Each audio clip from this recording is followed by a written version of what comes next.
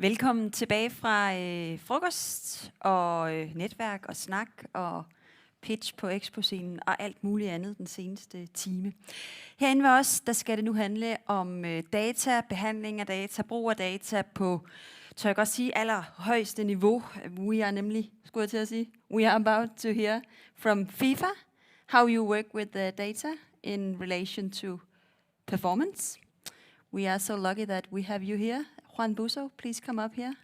Giv ham en hånd, mine damer og herrer. Juan, you are a data analyst from FIFA. Yeah, data scientist, yes. Yes, and you will do your presentation now. Yeah. And for the last 10 minutes, it will be possible to ask some questions for Juan. Yeah. The time is yours. Thank you. Thank you for the introduction, even though I didn't understand part of it. And thank you for the invitation as well. So today, as you mentioned, my name is Juan Pablo Busso. I am a data scientist at FIFA. Today I will be telling you a bit about our data journey at FIFA for the last couple of years.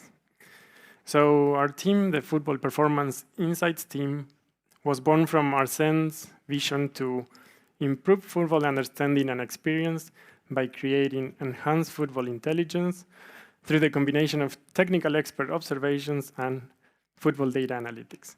You'll hear a lot this enhanced football intelligence, so from now on it will be called EFIs. So what does our team look like? So we have three main units or components. We have the data collection unit, which is composed of football analysts that are in charge of tagging the data frame accurate during the match. Then we have the technologies or the data science and engineering team. That's where I sit. And we are in charge of taking that data and harvesting all the insights that we can, and then we pass that forward to the third team, which is composed of football analysts, and they take these insights and they put them into this football context. So what does our data pipeline look like? So we have two pipelines. One is live during the match, and the other one is post-match, so after the match. So from the video, there is two data streams that are derived. One is the event data, so passes, shots, etc., and then the tracking data. Then we develop algorithms that sync these two sources of data so that we know exactly where the player was when he performed a particular action and where all players on the pitch were, and as well as the ball. Then this data goes through the pipeline that is in charge of harvesting these EFI metrics that I was talking about. And during the matches, we also have experts monitoring these metrics, not only to see that everything is working well and properly, but also to be able to detect interesting trends or patterns that we pass forward to the commentators on the stadium and on TV in order for them to share with the rest of the fans. And then we deliver this data to our consumers, which are the FIFA websites, the stadiums, the TV broadcasters, the apps on your phones. And for the post-match, it's very much the same, but instead of using the live event data, we use our own in-house, this data collection unit event data. And it goes through the same pipeline, and then it's redistributed to the stakeholders. Now, this is what the data collection unit looks like at work. So in this case, we have two units working simultaneously because there was a double header. So we had two basically matches going on. And for each player, we have one football analyst, and he's following one player during the entire match. And this analyst is tagging the events of that player, as I mentioned, frame accurate. And not only the events, but also collects traits of that event. For example, if it was a pass, with which part of the body was the pass done, was it a completed pass, was it interrupted, what kind of pass it was, and so on. So what do we do with this data? Well, we develop these enhanced football intelligence metrics. So we join heads with a lot of football experts, technical coaches, technical directors, ex-professional football players, and we have created a couple metrics, or a few actually, that most closely relate to the evolution of the match than the normal summary statistics. So for example, we have the the team width and length that gives you a measure of the compactness of the team. Then we also have team shape that tells you how players are being positioned relative to each other. We have defensive line breaks, we have pressure, we have expected goals, we have forced turnovers, and many more. Fortunately, I cannot go into detail today in all of them because I don't have enough time, but I'll invite Virtual Arsene to give you a brief overview of the EFIs that we developed for the World Cup. For the first time at the World Cup, FIFA is bringing new insights, metrics, and performance data to a worldwide TV audience, participating teams, and of course, present and future coaches.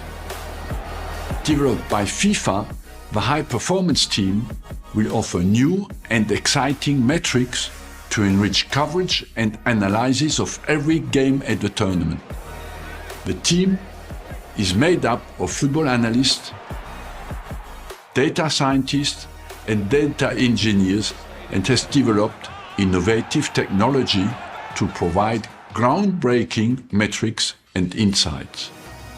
FIFA will give teams, coaches, and viewers new match context. Enhanced graphics will provide greater understanding of a game, taking the World Cup to new heights. Every match will have its own unique set of enhanced football intelligence graphics presented as augmented reality and traditional graphics. This new offering will highlight key areas of every game, providing valuable new insights and analytical tools. That's what they came to see! All right, so just to show you a couple of them, how they work. In this case, you see pass, right? And on the bottom right, you see the location of all players and the ball on the pitch. So here the algorithm detects that event and then calculates everything related to that particular event. If there was a line break, how many units were on the opponents, how was the line break done, did the ball land inside or outside of the opponent's team shape, how many players were bypassed by that particular pass, and so on. And then to explain another one, I'll re-invite Arsene Wenger, virtual Arsene Wenger, so that you don't get bored of my Spanish accent all the time. Team shape is a metric that highlights positional structures adopted by different teams both in and out of possession. And it indicates what responsibilities individuals have within their team structure. Most team lineups adopt traditional structures we are accustomed to, like 4-4-2 or 4-3-3. However, these formations rarely reflect the true shape of a team over the course of a match. Team shape identifies the true positional structure of a team and the individuals within it, and how these shapes evolve throughout the match. The metric assigns each player a role based on their location on the pitch relative to the location of their teammates. The aggregated positions of players in the last 3 minutes of play results in an accurate reflection of team shape. The metric highlights how different teams set up their positional structures, both in and out of possession.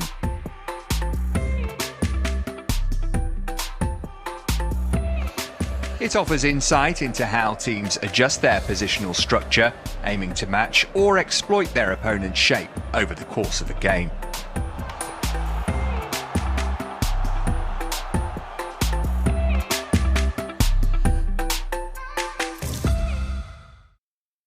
So I know it looks like there is a lot of videos from Argentina, and it's for you to judge if it's because Argentina won the World Cup or because I'm from Argentina. Yeah.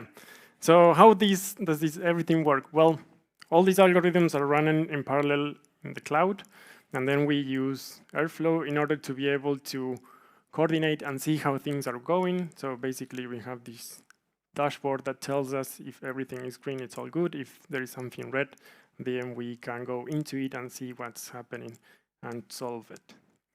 So as I mentioned, we are monitoring this live during the tournament. So this is what our, let's say, monitoring room looks like. So here we are together with our third-party data providers, with the technologies teams, and then we are looking at the data coming in and how these algorithms, the data that are, let's say, spitting out in order to be able to judge the functioning and also communicate with the broadcasters if we see something interesting. So this is what our dashboard looks like, and this is an example from the playoffs for the Women's World Cup. On the first part here, you can see how this syncing is going between the tracking data and event data. You can see that per event, per player, through time, and this allows us to see, again, how the data coming in and the quality of the data coming out is going. Then you also have different parts of the dashboard to evaluate the different metrics. For example, line breaks. Here you can evaluate how they evolve through time. Also, which players did which line breaks, how these line breaks were made through, over, or around, and if they were defensive, midfield, attacking line breaks. Then, for example, you can also see the evolution of team shape. As I mentioned here, you see the shapes of the players. Normally, these would evolve through the match, but it was the end of the match, so there is no more evolution here. But you can see how the players are exploiting the spaces between them or complementing each other on the pitch. And then you also have, for example, phases of play, and this divides the behavior of the teams in possession and out of possession in these different phases, like final third, long balls, progressions, or blocks, press, defensive transitions.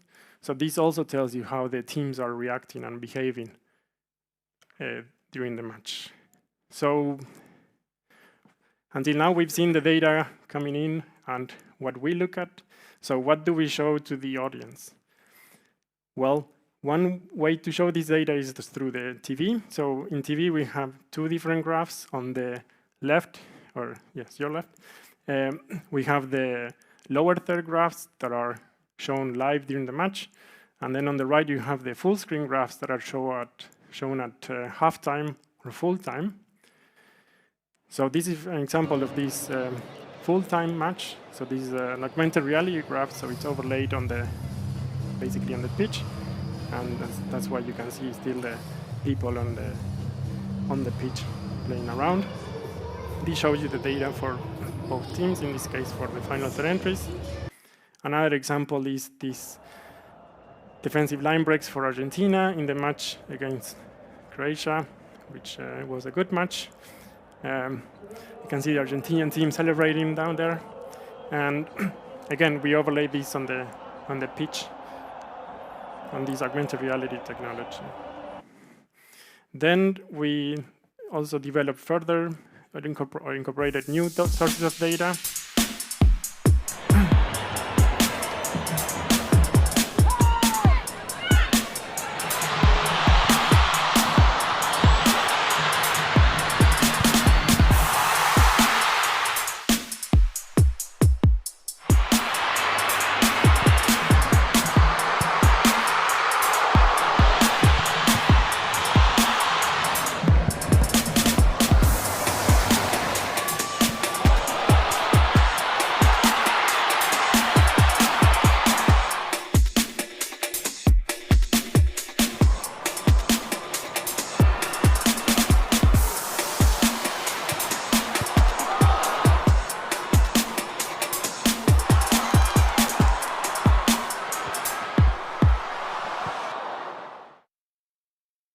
Also allows you to evaluate the player's behavior or the team's behavior when they accelerate, when they decelerate, when they try to chase the ball, how are they interacting with each other. It's another visualization of this tracking data that it's been fed to the algorithms. Another way to show it is if you're not watching TV, you're in the stadium.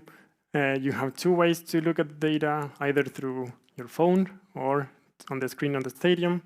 So I'll apologize in advance for my shaky pulse, but it was quite exciting to see Argentina live against the Netherlands.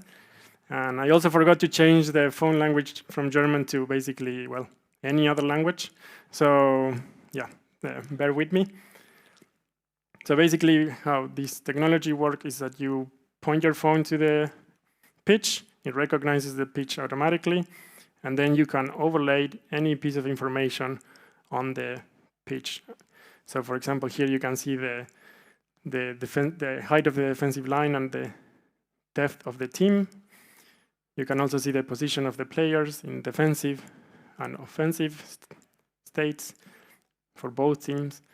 You can see the final third entries for in this case, Argentina. You can see where the shots were and what was the results of those shots. You can see the attacking heat map, so where was the team spending most of their time during the attack. You can also see the defensive line breaks, how were they actually breaking the defensive line of the opponents. You can also see where the ball recoveries were, where the forced turnovers were. You can see where they were spending the time in the defensive, so basically when they were without the ball or off the ball. And you can see also normal statistics, or let's say more traditional statistics that are, let's say, also on TV, and where the positions of the players and so on. But I don't want you to get sick, so I'll stop this shaky video. And I'll show you the other option, that is if you're in a stadium and you didn't point your phone at the pitch, then you can also look it on the screen. And how it goes is that we show a very brief video showing or explaining what this EFI or metric is about. And then after this short introduction, then we display the data for one of the teams.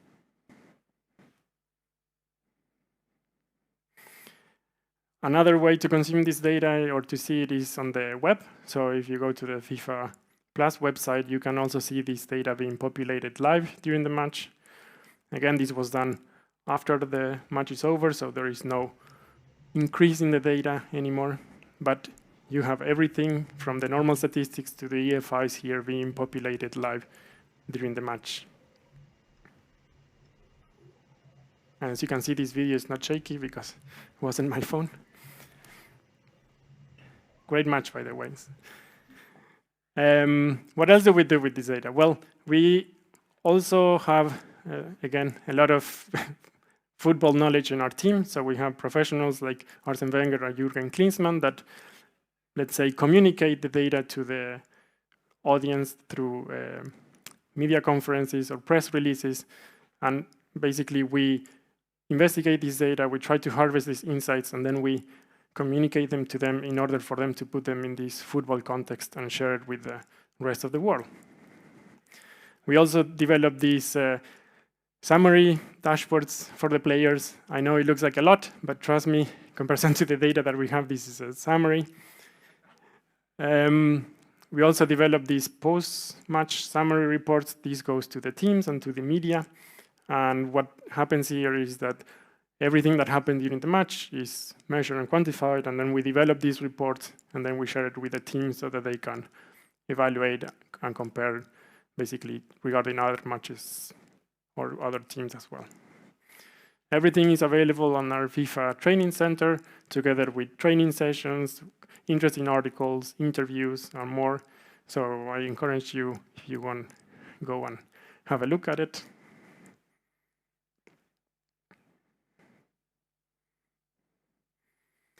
And that's the end of my presentation, but it's actually, again, the beginning of our work with data at FIFA. And there is plenty more to do and more things to come. So thank you for listening. And if you have any questions, I'm happy to answer them. So, do we have any questions? Thank you, Juan. Any questions? Anyone? Ja. Jeg bliver nødt til lige at komme ned med en mikrofon her. Så de kan lytte med, dem derhjemme. Thank you. So you have mentioned that for every player there is a data analyzer. And is there any improvement in mind, for example, to replace data analyzers, for example, to AI? Yes, so there are projects in place to automate this event data collection. However, I still think that you can get to a point where you can automate most of the events. Personally, I don't know if we can ever get to a point that it's fully automated without human intervention. But you can, let's say, reduce the load of the tagging, and maybe afterwards in the future it will be just someone, the algorithm would be detecting the events and someone just checking that things are correctly tagged. So that's how I envision the final goal. But fully automated with no human intervention, I think it's hard, and maybe it's even maybe not dangerous, but let's say risky. So, Thank you. Other questions? Nej, dernede.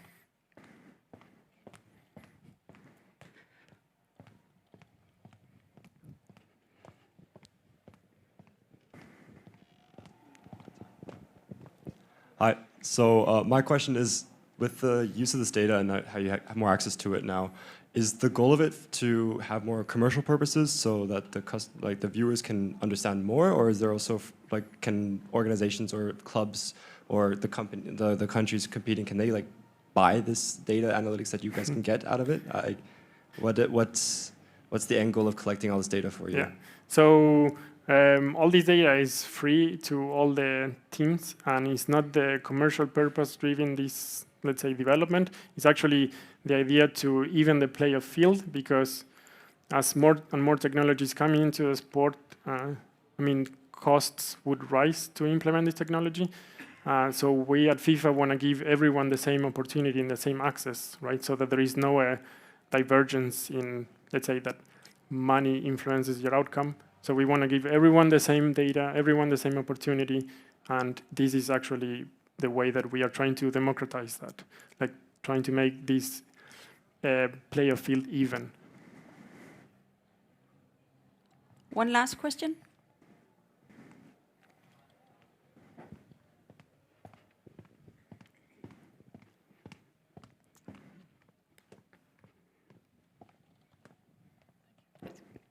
Hi, thanks for the presentation. As an Arsenal fan, I love seeing Arsene Wenger on a big screen. I miss him. Not so much anymore, but it's still good. Regarding the data that you get, of course, you have a football analyst that looks at it live and also post as well, but do you have any wearables? Usually football players have chips as well. They sometimes even have heart rate monitors that they put on them. Do you also get data from those wearables, or is it mostly just analysts that look at it? Yeah, so the way that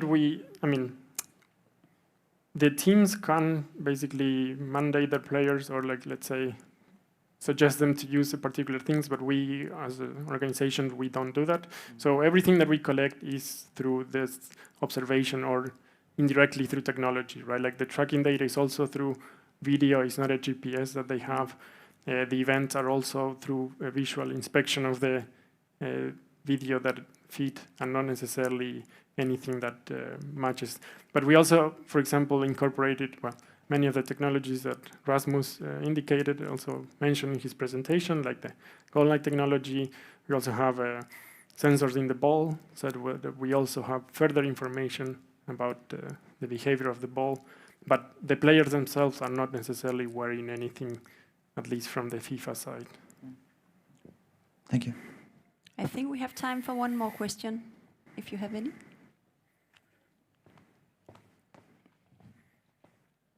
Thank you. Thank you very much. I was fortunate to be a part of the Qatar World Cup, and thank you very much for the data. I'm curious to know when you will start to do predictive modeling instead of only showing what has happened, but also trying to predict, let's say, after 30 minutes, this kind of behavior would eventually lead to this and this outcome.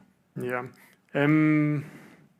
Tough question, because I think that one of the good things and maybe also bad things about football is this complexity, right? Like it's 22 individuals on a pitch that are interacting constantly with each other. You don't have many breaks, let's say, on the play. So it's really hard to extrapolate or predict in the long term. I even think that even the next 5 seconds are even hard to predict.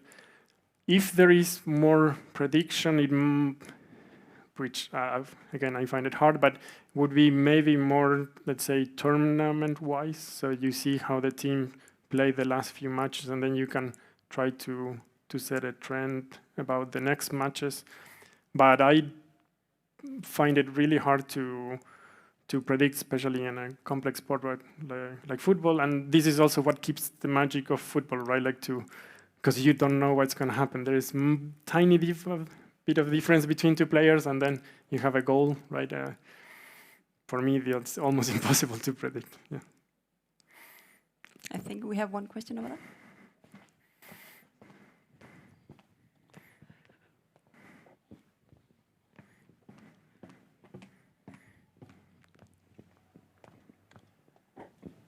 Yeah, thank you for a very interesting presentation. It's just a question whether FIFA also intends to use data in promoting fair play. For instance, players tripping, falling without contact in order to get the referee to a free kick or penalty shoot. Or it could also be other things related to fair play. That could be interesting to showing whether teams do this and that, or if there are too much contact without a yellow card, etc.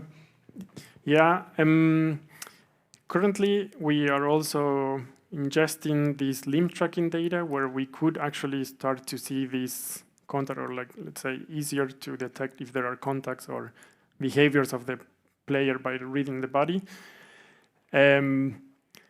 It's a long road, let's say, because it's very complex data and a lot to derive as well.